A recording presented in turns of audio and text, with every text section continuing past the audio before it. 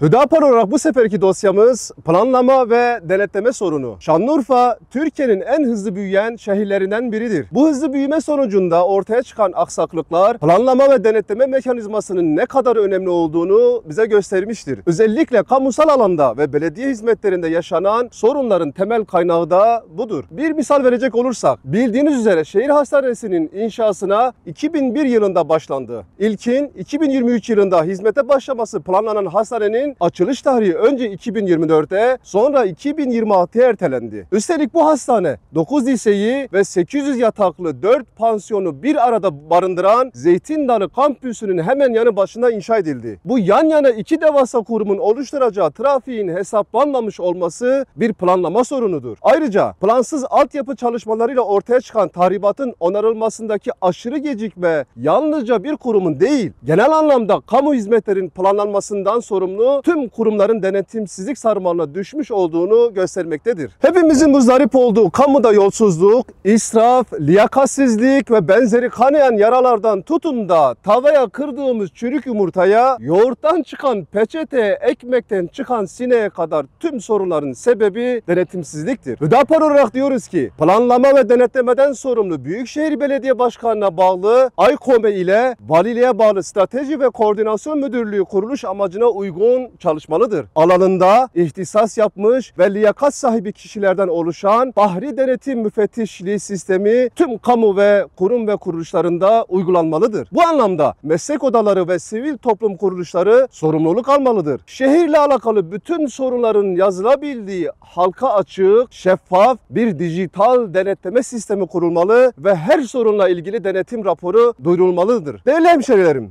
güzel Urfa'mız için birçok güzel planımız var. Çözüm bizden, takdir sizden.